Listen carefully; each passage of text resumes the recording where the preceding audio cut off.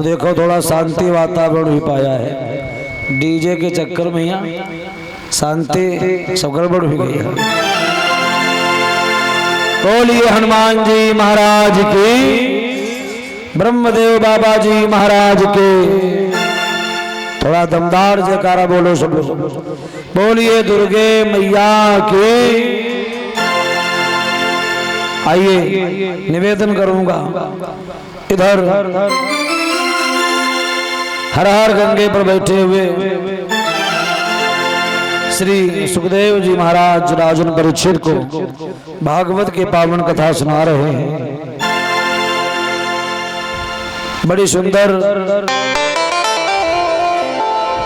भगवान की पावन मंगल में चर्चा प्रस्तुत करने के लिए जा रहे हैं। कहते हैं भगवान नारायण के दो द्वारपाल थे जिनका नाम था जय और विजय। एक बार जय और विजय सनकादिक ऋषियों के द्वारा श्रापित हो गए। सनकादिक ऋषियों ने शाप दे दिया, 3 जन्मों तक आप निशाचर बनकर के रहेंगे। 3 जन्मों तक आप भूतल पर राक्षस बनेंगे। तो ये गिड़गिड़ाने लगे, अरे महाराज आप क्षमा कर दीजिए। तो जब ज्यादा ही प्रार्थना किया तो सनकादिक ऋषियों ने कहा निशाचर तो बनोगे, राक्षस तो बनोगे, लेकिन बलशाली बनोगे, बलशाली। तो इनका एक जन्म हिरण्याकश्यप और हिरण्याक्ष के रूप में हुआ। एक जन्म हिरण्याकश्यप और हिरण्याक्ष के रूप में हुआ। विद्वानों ने वर्णन किया है भगवान विष्णु ने 12 अवतार धारण किया है। सुअर का, शूकर का अवतार धारण किया और हिरण्याकश्यप के भाई हिरण्याक्ष का वध किया। ये सूचना जैसे ही हिरण्याकश्यप के पास में पहुंचती है, कहते हैं भाई भाई हुआ करता है। भाई का मरना सुनते ही, भाई का मरना सुनते ही। लाठी कहाँ है? लाठी हमारे दादाजी जैसे लीलगहुआ नहीं भगाए जाते हैं, बन गई ली। भाई का मरना सुनते ही, भाई का लोभ उबल पड़ा।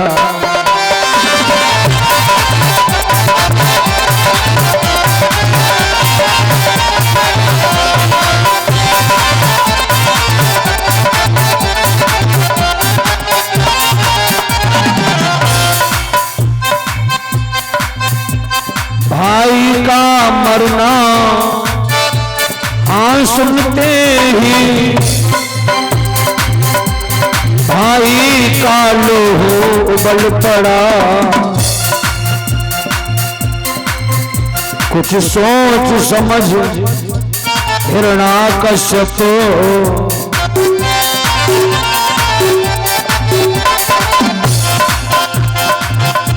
कुछ सोच समझ कर हिरण्याकश्यप तप करने घर से निकल पड़ा।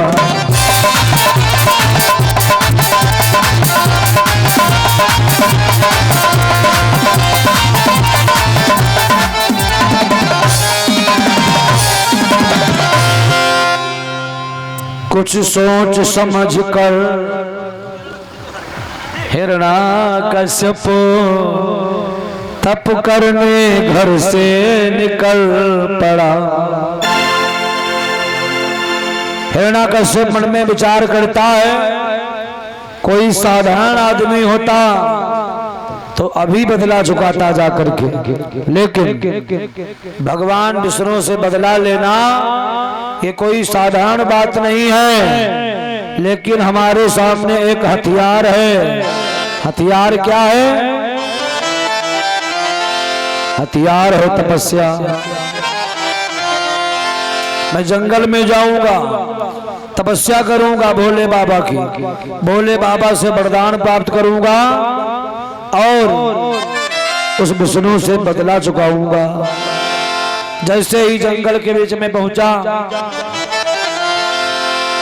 जंगल में जाने के बाद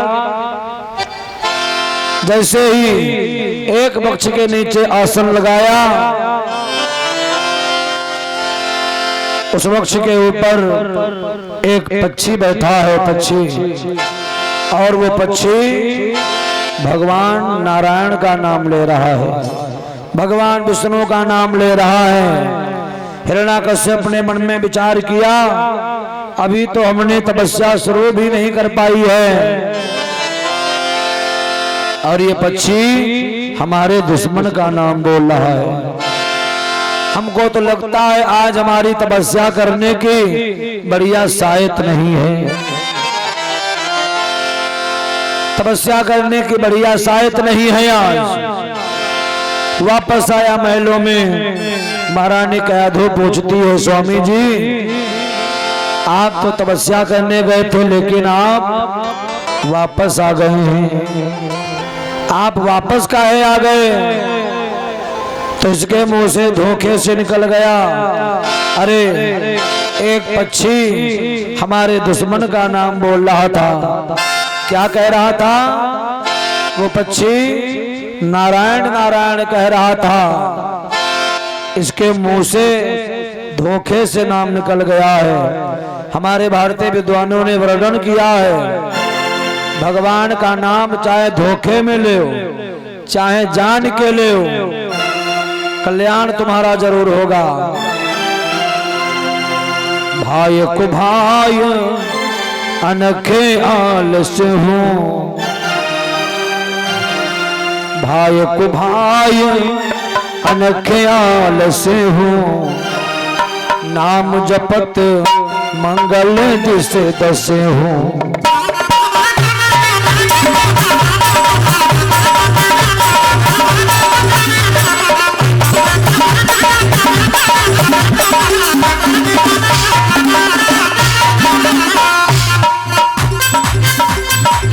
भाई को भाई अनखे आलस हूँ,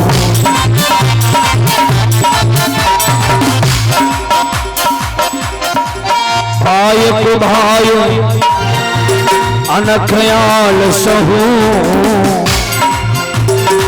नाम जपत मंगल दिस दस हूँ।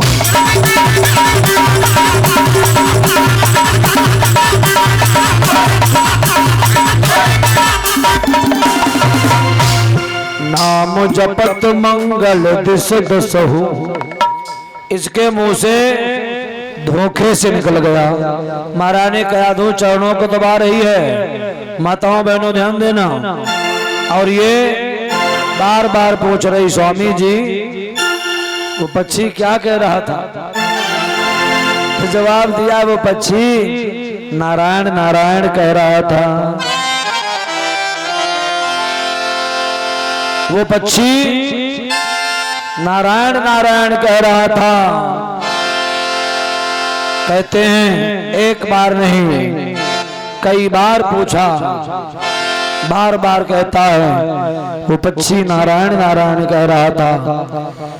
महारानी कयाधु मन में विचार करती है, हमको लगता है हमारे महाराज जी का कल्याण होने वाला है, क्योंकि जब से हिरण्याक्ष का वध हुआ तब से भगवान का नाम नहीं लिया, आज हमने नाम बुलवा लिया है। कहते हैं दद्दू रुक जाओ, दद्दू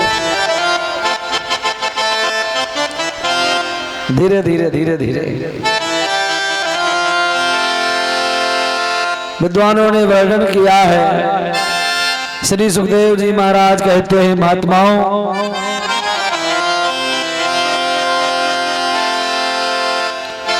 हिरण्याकश्यप दोबारा जंगल में जाता है तो इसने भोले भगवान शंकर जी के नाम की समाधि लगाई है। भोले शंकर के नाम की अटल समाधि लगाई।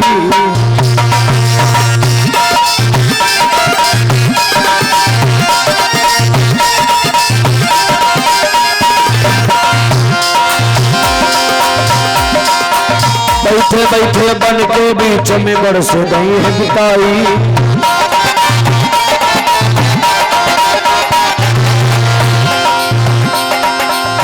जैसे ही बोले भगवान शंकर जी के नाम की समाधि लगाई है भैया,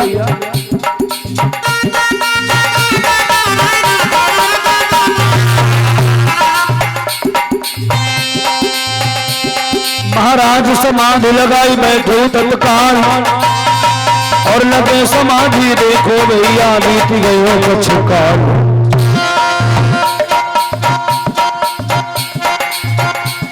धन भोलेनाथ तुम्हारी लीला जग में न्यारी है।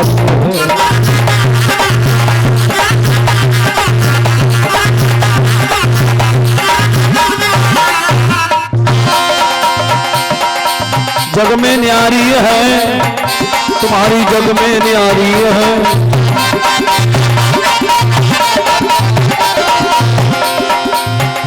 धन भोलेनाथ तुम्हारी लीला जग में न्यारी है।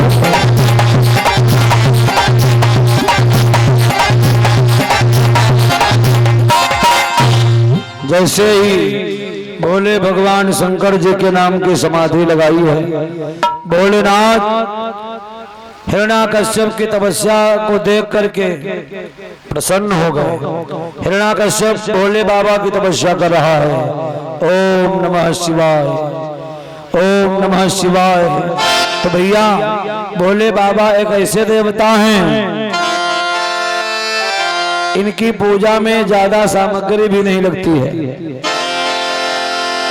और किसी देवता की पूजा करोगे बहुत सामग्री, लौंग, इलायची, सुपारी, बतासा, धूप बत्ती, चंदन, बंदन, अबीर, गुलाल,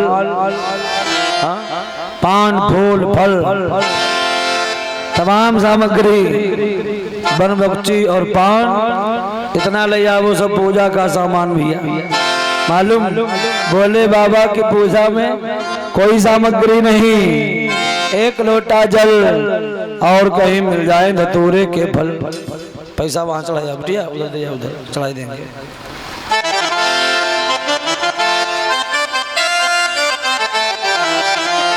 इनका सबका नाम लिख लो कॉपी में। भगवत प्रेमियों, विद्वानों ने वर्णन किया है। श्री सुखदेव जी महाराज कहते हैं, महात्माओं, इच्छित फल बिनु शिव अपराधे, लहियन कोटि जोग जप साधे, भाव में टिसकई त्रिपुरारी, जो व्रत करई तुम्हार कुमारी। बोले भगवान शंकर जी प्रसन्न हो जाते हैं भैया। आखिर उसके सामने प्रगटे शिव भगवान।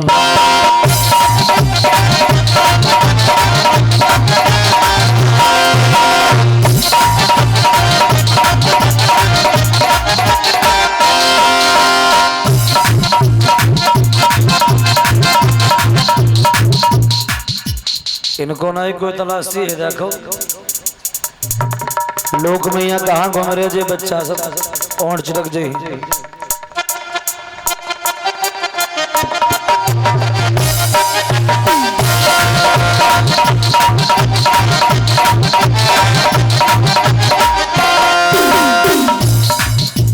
कहीं कहीं तो हमने देखा जो बच्चे पूरा दिन कहीं खेलें, घर वाले कोई नहीं ढूंढेंगे। रात परिवेश बेरा चिंटू कहाँ गए, चिंटू नहीं है। तो भैया अब गर्मियों का समय आ गया है, तो बच्चों का विशेष ध्यान रखो। ये तो खेलेंगे धूप में यहाँ, और अधिक जब धूप होगी तो भी परेशानी होगी भैया।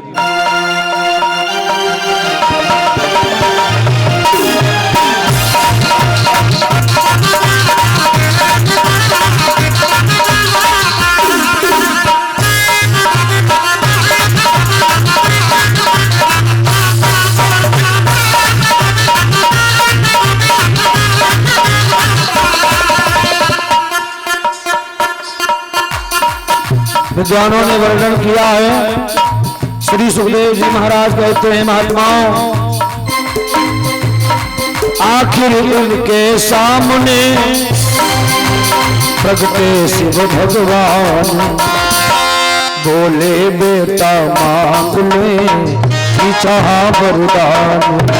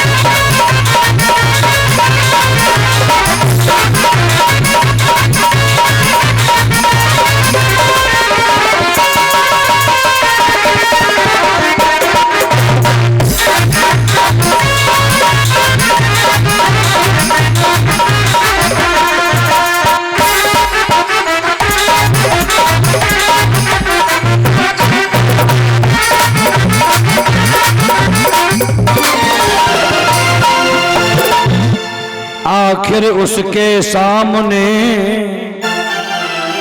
प्रगटे शिव भगवान, बोले बेटा मांग ले जी चाहा वरदान। वरदान मांग लीजिए। तो उसने पहले तो सोचा कि हमको बाबा अमर बनाई दे, अमर अमर होने का वरदान मांगना चाहता था, लेकिन बोले बाबा ने कहा अमर होने का वरदान नहीं मिलेगा, बाकी तुम्हारी जो इच्छा हो मांग लीजिए। तो उसने कहा हमारा वरदान कोई अमर होने से कम नहीं होगा। वो बोला लूंगा तो ऐसा जो और किसी ने लिया न हो,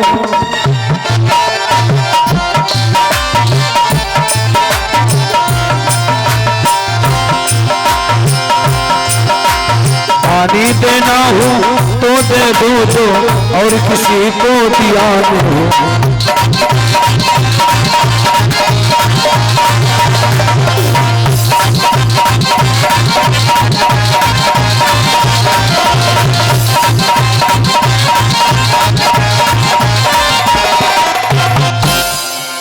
कुछ अधिक नहीं बस इतना ही,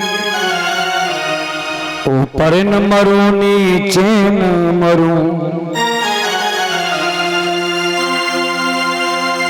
निस में न मरूं दिन में न मरूं,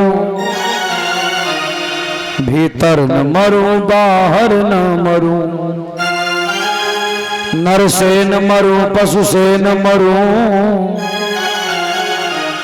व्यापे कोई हथियार नहीं, जीवन में मुझे भोगने को रह जाए कोई बिहार नहीं।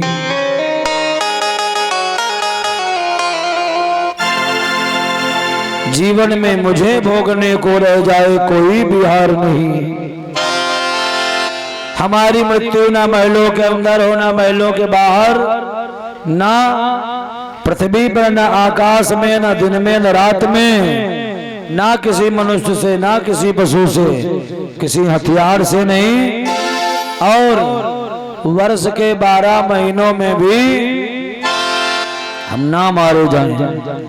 भगवान कहते हैं जो मैं करता हूं वही होता है। भगवान ने कहा जाओ ऐसा ही होगा। महादेव गमनित हुए देकर यह वरदान, विश्व विजय के वास्ते चला असुर बलवान।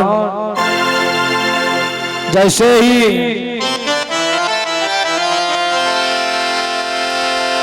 हिरण्याकश्यप वरदान को प्राप्त करके आया अपने महल में, तो इतना बड़ा वरदान इसे हजम नहीं हो पाया।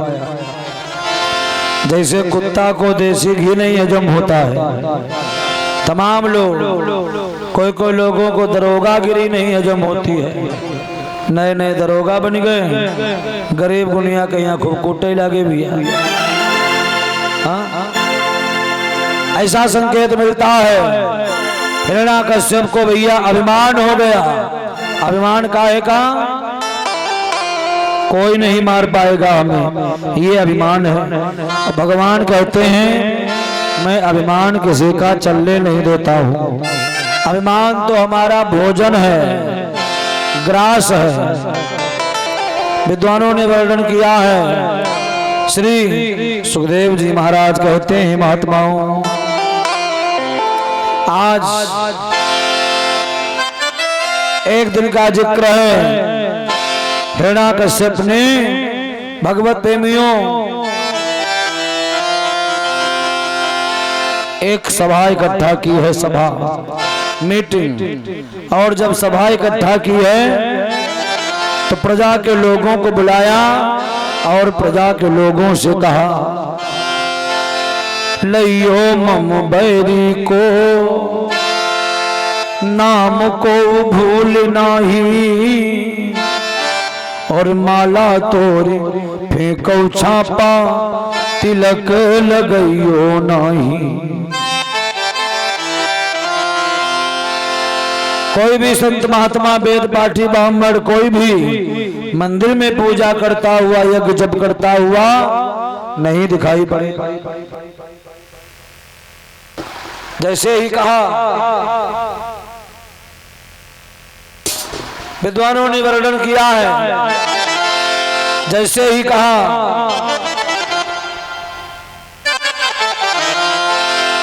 कोई भी पूजा करता हुआ, यज्ञ जप करता हुआ नहीं दिखाई पड़ेगा।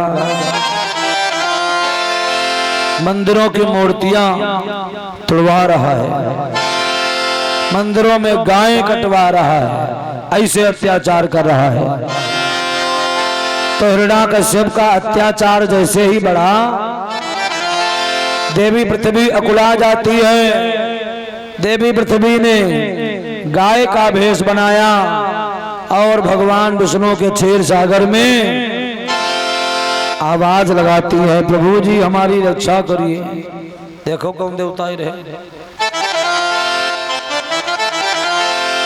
जैसे ही कहा, दुखियों की आवाज तो है कृपाण की धार, नभमंडल को भेद कर पहुंची वही पुकार। नभमंडल को भेद कर पहुंची वही पुकार। जैसे ही भक्तों की करुणा भरी पुकार भगवान के कानों में पड़ी है, भक्तों की विपदा को सुनकर। ये चंदन इसलिए लगवाया जा रहा है ताकि आप सबको सुस्ती ना हो, मन तुम्हारा सबका इधर उधर ना भागे, कथा में ही लगा रहे। सब लोग लगवा लीजिए। प्रयागराज का चंदन है। नीमसार में जाओगे, वृंदावन इलाहाबाद में जाओगे, प्रयागराज में वहाँ चंदन लगवाओगे तो वहाँ के पुजारी पंडा 20 रुपया से कम नहीं लेते हैं चंदन लगवाए। लेकिन यहाँ हमारी माता जी की तरफ से फ्री सुविधा है, इच्छा हो दे दे, इच्छा हो ना दे। बोलिए गोविंद भगवान की जय हो। भगवत प्रेमियों, ऐसा संकेत मिलता है भक्तों की विपदा को सुनकर और भक्तों के त्राता पिघल उठे।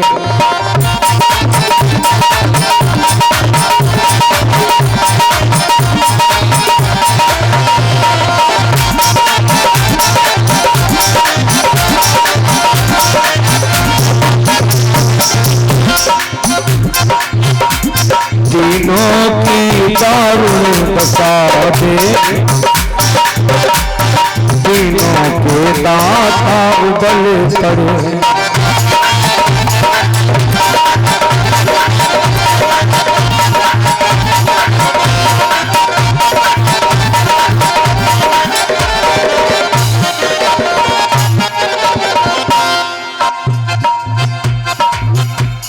क्षीर सागर से आवाज आती है, आए देवताओं, आए देवी पृथ्वी, हे देवगणों, हे मुनिबंदों, रो रो कर हमें रुलाओ ना। हे वसुंधरे निश्चिंत रहो, अब ज्यादा व्यथा सुनाओ ना।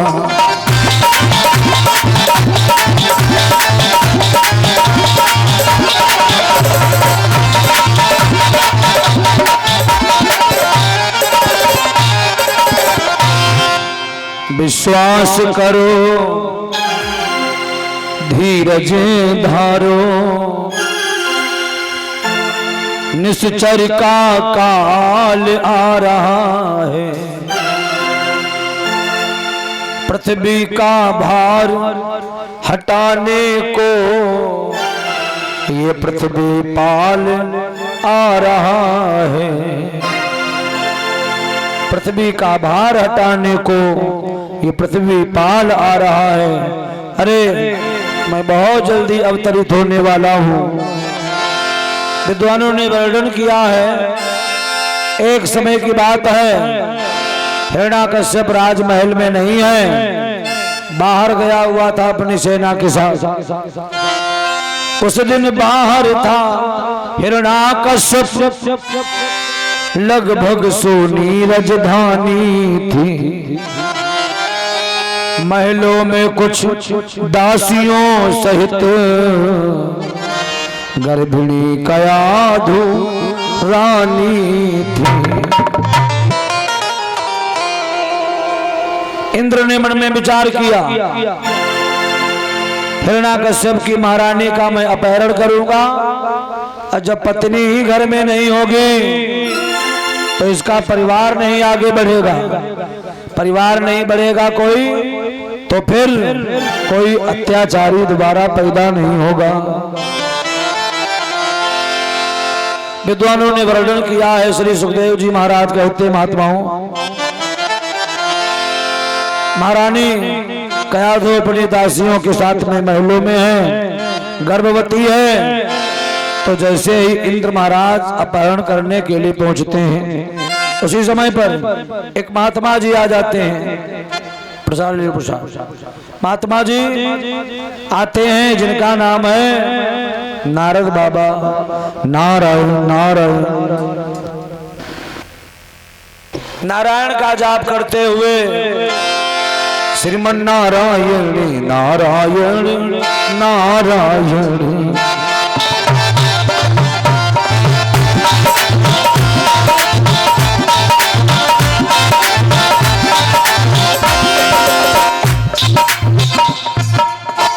जो नारायण नाम लेती है,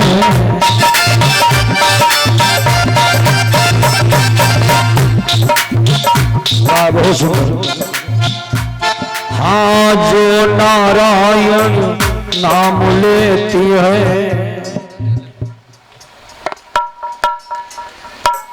पाप होती सब सारायण। श्रीमन नारायण नारायण।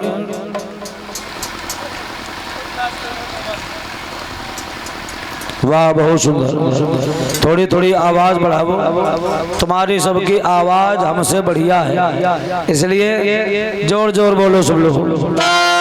भजमन नारायण नारायण नारायण।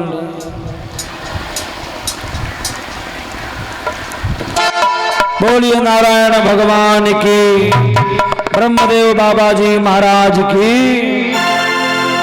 नारद बाबा पहुंच गए और महाराज इंद्र को समझाते हैं, राजा साहब, अरे जिस महारानी का अपहरण करना चाहते हो, तुम्हें मालूम है इसी महारानी के द्वारा एक ऐसे बालक का जन्म होगा जिसका नाम पूरे समाज संसार में विख्यात हो जाएगा और इस पापी हिरण्याकश्यप का वध करवाएगा।